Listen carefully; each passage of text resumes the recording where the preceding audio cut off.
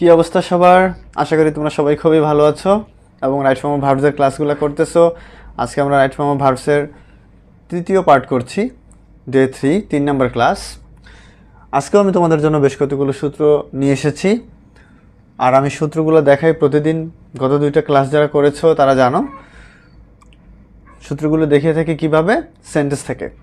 তো সেন্টেন্স থেকে আমি সূত্রগুলো হাতে কলমে তোমাদের বুঝিয়ে দিই এবং এক্সপ্লেইন করে থাকি কিভাবে কোনটা কেন হচ্ছে, বিষয়গুলো বিস্তারিতভাবে। তো অবশ্যই খাতা কলম নিয়ে বসে পড়েছে তো? ঠিক আছে, খাতা কলম নিয়ে বসে পড়ো। আর ভাইয়া যখন যেই সূত্রটা বলবো সেই সূত্রটা নোট করে ফেলবা অবশ্যই, এবং পরবর্তীতে সেটা আরও বেশি প্র্যাকটিস করবা। তো let's get started. First question, while work. দেখো গ্যাপের মধ্যে ওয়ার্ক আছে। While work I saw him smoking. আমি তাকে ধূমপান করতে দেখেছিলাম। তো হোয়াইল শব্দটার অর্থ হলো মূলত যখন, আর এটার মধ্যে দুইটা সূত্র মেনটেন করে। সেকেন্ড সেন্টেন্সটা দেখো, while I dash run he saw me. While I, এখানে ব্র্যাকেটে দেওয়া আছে রান গ্যাপের মধ্যে, হি স মি, সে আমাকে দেখেছিল।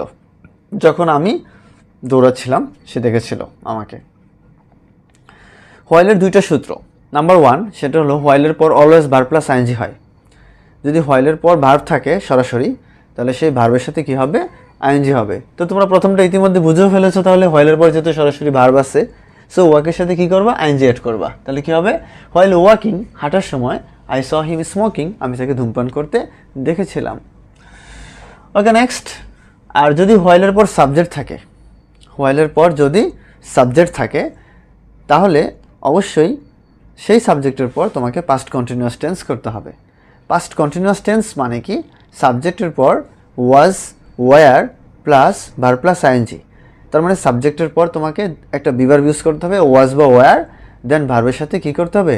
আইএনজি করতে হবে। তাহলে আশা করি তোমরা পার্থক্যটা বুঝতে পেরেছো। হোয়াইলের পর সাবজেক্ট থাকলে কি হয়, আর সাবজেক্ট না থাকলে সরাসরি ভার্ব থাকলে কি হয়? হোয়াইলের পর সরাসরি ভার্ব থাকলে কি হয়? Verb plus ING. আর যদি হোয়াইলের পর সাবজেক্ট থাকে, তাহলে আমাদেরকে কি করতে হয়? পাস্ট কন্টিনিউয়াস, তার মানে ওয়াজ ওয়ারের পর ভার্ব প্লাস আইএনজি করতে হয়। তাহলে আমি বলবো, আমরা প্রথমটার উত্তর পেয়ে যাচ্ছি কি? Working, just ING. আর পরবর্তীটার উত্তর কি পাচ্ছি? পাস্ট কন্টিনিউয়াস টেন্স করতে হবে আমাদের। কেন? সাবজেক্ট আছে তাই। হোয়াইলের পর যে কোনো সাবজেক্ট থাকুক, যদি সাবজেক্ট থাকে হোয়াইলের পর এনি সাবজেক্ট, তাহলে তোমাকে করতে হবে পাস্ট কন্টিনিউয়াস। তার মানে তোমাকে লিখতে হবে ওয়াজ বা ওয়ার থেকে ওয়াজ ওয়ার যে কোনো একটা, এরপরে মূল ভার্বের সাথে কি করবে? আইএনজি যোগ করবে, ব্যাস। তাহলে এই হলো হোয়াইলের দুটো সূত্র, দুই রকমের ব্যবহার হয়। নাম্বার 3, আমরা এটা বুঝে ফেললাম। নাম্বার 3তে আছি, no sooner had we seen him, আমরা তাকে দেখতে না দেখতেই, দেন হি গো আউট লেখা আছে এখানে, দেখো ব্র্যাকেটে গো আউট লেখা আছে। এখন এই নো সুনার হ্যাড, হ্যাডের মতো আরও কতগুলো ফ্রেজ আছে আমাদের এখানে। No sooner had, hardly had, scarcely had. তো তোমরা স্ক্রিন থেকে সূত্রগুলো লিখে নিও। No sooner had, hardly had বা স্কার্সলি হ্যাড যুক্ত সেন্টেন্সকে আমরা যদি কী করতে চাই, এই টাইপের যুক্ত সেন্টেন্সগুলোকে আমরা যখন রাইট ফর্ম ভার্বসে পড়বো বা এরকম নিয়ম যখন আমরা পাবো, আমাদের এটা অবশ্যই মাথায় রাখতে হবে। এই তিনোটা ফ্রেজ যুক্ত no sooner had, hardly had বা স্কার্সলি হ্যাড যুক্ত বাক্য, পরবর্তী বাক্যটা পাস্ট ইনডেফিনিট টেন্স হয়। সবসময় আমরা মনে রাখবো পরবর্তী সেন্টেন্সটা কি হয়? Past indefinite. পাস্ট ইনডেফিনিট মানে কি বন্ধুরা? সাবজেক্ট প্লাস ভার্বের টু, তার মানে ভার্বের পাস্ট ফর্ম। সাবজেক্ট প্লাস ভার্বের পাস্ট ফর্ম লিখতে হবে। তাহলে আশা করি তোমরা ইতিমধ্যে বুঝে ফেলেছো আমার সূত্রটা শুনে। নো সুনার হ্যাডের পর এটা প্রথম অংশ, দেন দ্বারা দ্বিতীয় অংশ যুক্ত হচ্ছে, দেন বা হোয়েন দ্বারা দ্বিতীয় অংশ যোগ হয়। তাহলে দ্বিতীয় অংশের মধ্যে কি হবে? সাবজেক্ট প্লাস ভার্বের টু প্লাস অবজেক্ট, তার মানে পাস্ট ইনডেফিনিট টেন্স। তাহলে গো এর পাস্ট ফর্ম কি? Went, right. তাহলে উত্তরটা কি হবে? Went out, right? ইয়েস, তাহলে উত্তরটা হচ্ছে ওয়েন্ট আউট। তাহলে আমরা এটাও বুঝে ফেললাম, no sooner had, scarcely had বা হার্ডলি হ্যাড থাকলে পরবর্তী অংশে সাবজেক্ট প্লাস ভার্বের টু হয়। আমি সহজভাবে ব্যবহারটা দেখিয়ে দিলাম। এবার চলো আমরা এই এক্সাম্পলটা এবং এই এক্সাম্পলটা আমরা একসাথে বুঝে ফেলি। ঠিক আছে, এইটা এবং এটা আমরা একসাথে বুঝে ফেলি। যেমন বাই লেখার পর ওয়ার্ক রয়েছে, hard you will shine in life, উইদাউটের পর ডু আছে, then the work you will be punished. তাহলে আমরা এখানে দুটো সেন্টেন্স দেখতে পাচ্ছি, একটা বাই যুক্ত, একটা উইদাউট যুক্ত। এক্স্যাক্টলি বাই এবং উইদাউট এমন দুটো প্রিপোজিশন, বাই এবং উইদাউট এমন দুটো প্রিপোজিশন, এই দুটো প্রিপোজিশনের পর যদি ভার্ব থাকে, এই দুটো প্রিপোজিশনের পর যদি ভার্ব থাকে তাহলে অলওয়েজ ভার্ব প্লাস আইএনজি হবে। তার মানে ভার্বের জিরান্ড ফর্ম করবা তোমরা। তো কি হবে, বাইয়ের পর ওয়ার্কের সাথে কি হবে, আইএনজি করতে হবে, তাই তো, বাই ওয়ার্কিং। আশা করি বুঝে ফেলেছো তোমরা। এরপরে উইদাউটের পর কি হবে, ডু হবে না, কি হবে, ডুইং। বিকজ বাই এবং উইদাউটের পর অলওয়েজ যদি ভার্ব পাই আমরা, বাই এবং অলওয়েজ উইদাউটের পর যদি ভার্ব পাওয়া যায় তাহলে সেই ভার্বের সাথে আইএনজি করতে হয়। সো আমরা এখানে রাইট ফর্ম ভার্বসের মধ্যে পড়লাম, আমরা আইএনজি করব। বাই ওয়ার্কিং হার্ড, কঠোর কাজ করার মাধ্যমে you will shine in life, তুমি জীবনে উন্নতি করতে পারবে। উইদাউট ডুইং দ্য ওয়ার্ক, এই কাজটা করা ছাড়া ইউ উইল বি পানিশড, তুমি শাস্তি পাবে। ওকে, এখন আমরা আছি পরবর্তী পার্টে। পরবর্তী পার্টটা খুবই ইম্পর্ট্যান্ট, খেয়াল করো। পরবর্তী পার্টে আমরা একটু বয়েসের নিয়ম দেখছি। এই নিয়মটা, এই নিয়মটা, এই নিয়মটা, এই তিনটা নিয়ম আমরা বয়েস থেকে দেখব। আর এই দুটো প্রিপোজিশন আমরা বুঝতে পেরেছি, এই তিনটা নিয়মের বয়েসের। কেন একটু খেয়াল করো, the teachers dash by us. তো দ্য টিচার্স, শিক্ষকেরা, বাই আস, আমাদের দ্বারা কি হয়, সম্মানিত হয়। আমরা জানি কর্তা যখন কাজ নিজে না করে অন্যদের দ্বারা করায়, অন্যদের মাধ্যমে করায়, তখন সেটা প্যাসিভ ভয়েস। সো এই সেন্টেন্সটা প্যাসিভ ভয়েস হবে। তাহলে আমরা কি লিখব, the teachers dash by us, respect আছে ব্র্যাকেটের মধ্যে, খেয়াল করো, রেসপেক্ট।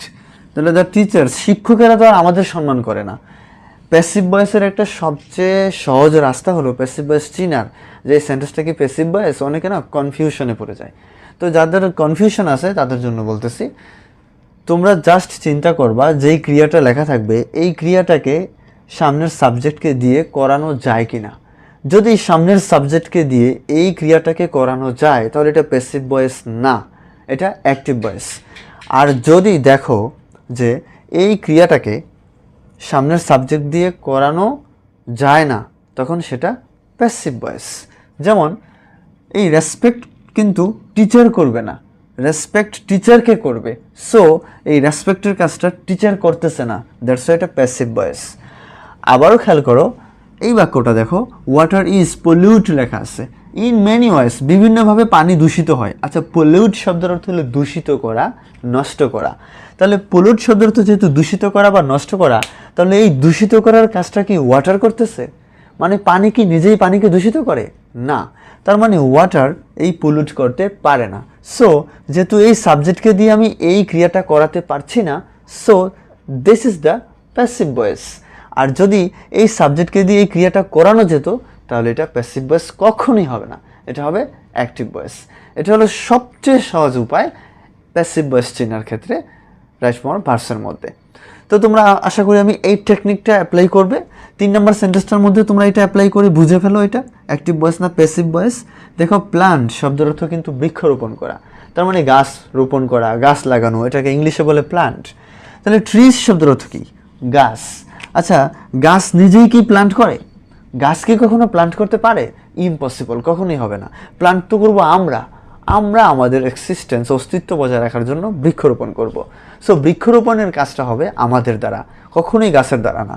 তার মানে আমি এই সাবজেক্টকে দিয়েও এই কাজটা করাতে পারতেছি না, সো এটাও প্যাসিভ ভয়েস। তো আই হোপ তোমরা অবশ্যই এটা মনে রাখবা, যখন সাবজেক্টকে দিয়ে আমি এই নির্দিষ্ট ক্রিয়াটাকে বা ভার্বটাকে করাতে পারবো তখন সেটা অ্যাক্টিভ ভয়েস। আর যদি এই সাবজেক্টকে দিয়ে এই ভার্বটাকে করাতে না পারি তখন সেটা প্যাসিভ ভয়েস।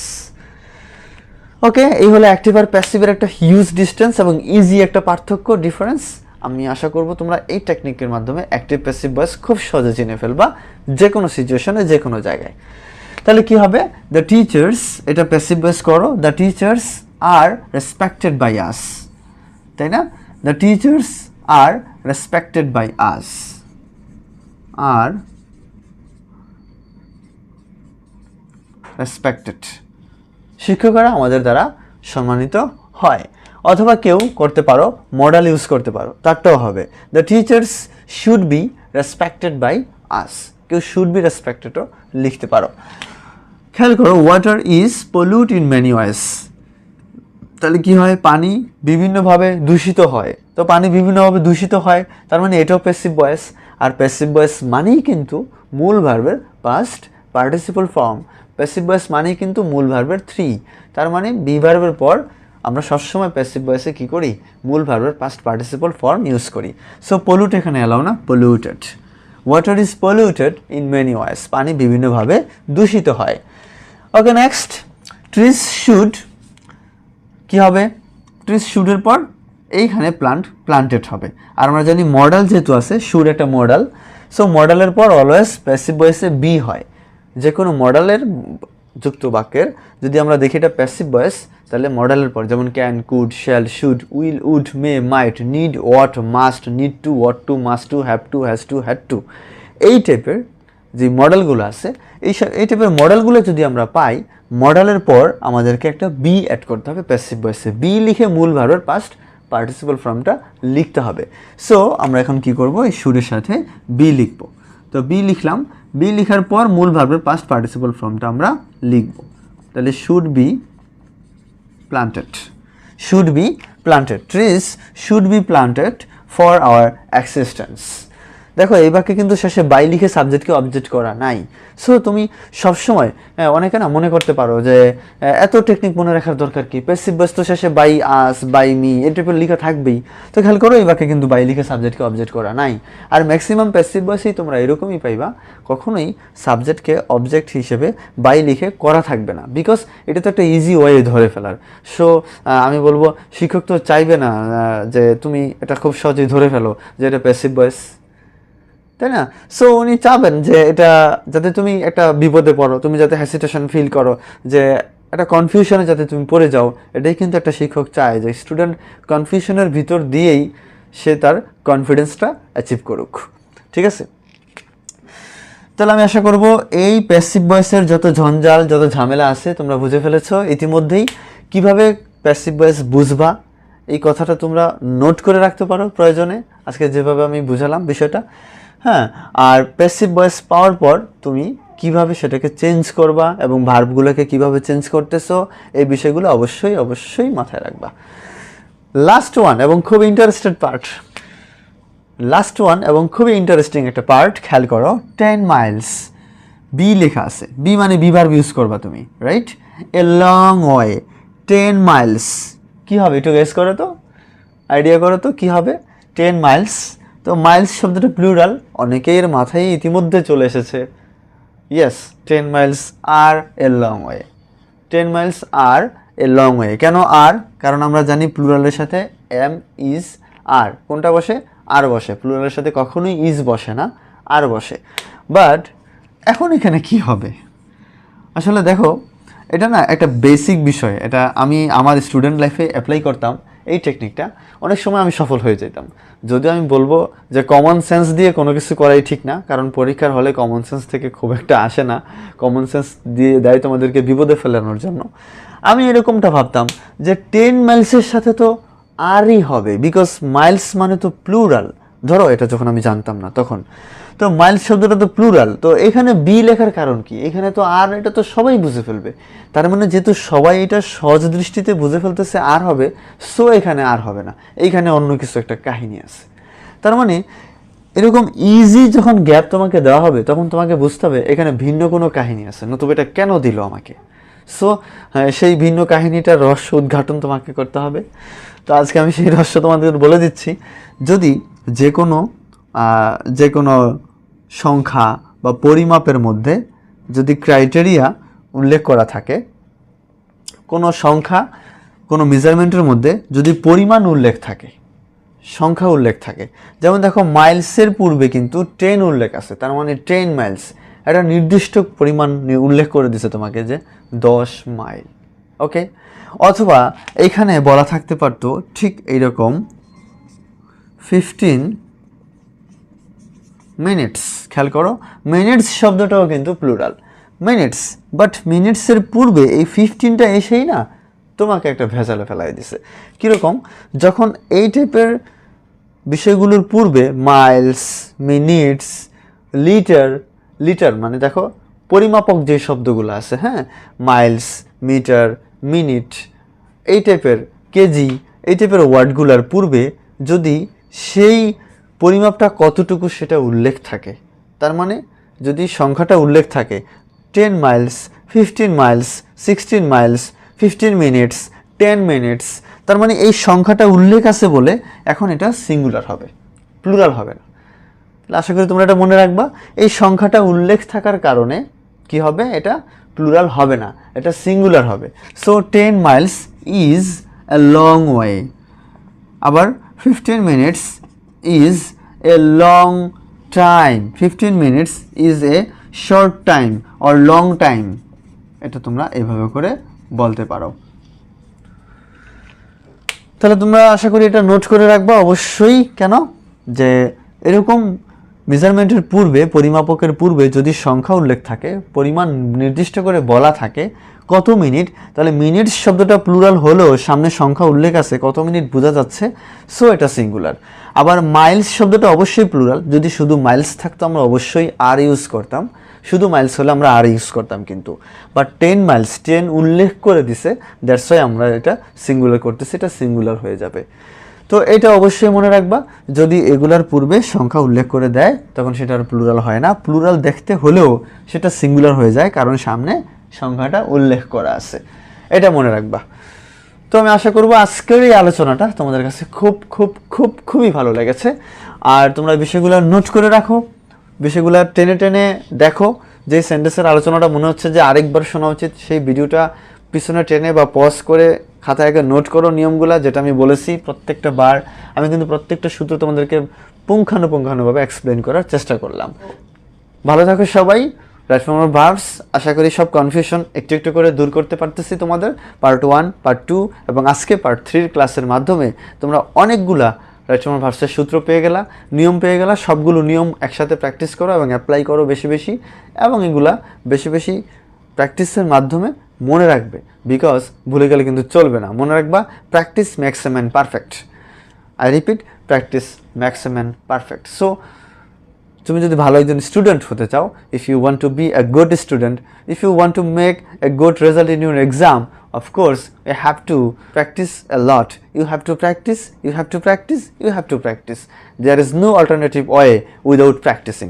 প্র্যাকটিস ছাড়া কোনো অল্টারনেটিভ ওয়ে নাই মেকিং গুড রেজাল্ট, ভালো রেজাল্ট করার জন্য। সো একজন আদর্শ স্টুডেন্টের বৈশিষ্ট্য হলো সে পুরাতন বিষয়গুলা মনে রাখে এবং এভরিডে নতুন কিছু শিখে। সো আমি বলবো তোমরা একজন আদর্শ ছাত্র হওয়ার চেষ্টা করো, একজন ইউনিক, একজন স্ট্যান্ডার্ড স্টুডেন্ট হওয়ার চেষ্টা করো। কি বললাম, বৈশিষ্ট্যটা মনে থাকবে তো? পুরাতন বিষয়গুলো মনে রাখতে হবে, প্রতিদিন নতুন কিছু শিখতে হবে। সো মনে মনে এটা নিয়ত করে ফেলো, প্রতিদিন নতুন কিছু শিখবো, পুরাতন বিষয়গুলো মনে রাখবো, পুরাতন বিষয়গুলো মনে রাখবো, প্রতিদিন নতুন কিছু শিখবো। তো সেই আশা ব্যক্ত করে শেষ করছি আজকে। ধন্যবাদ সবাইকে, দেখা হচ্ছে পরবর্তী কোনো একটা ক্লাসে। খুদা হাফেজ।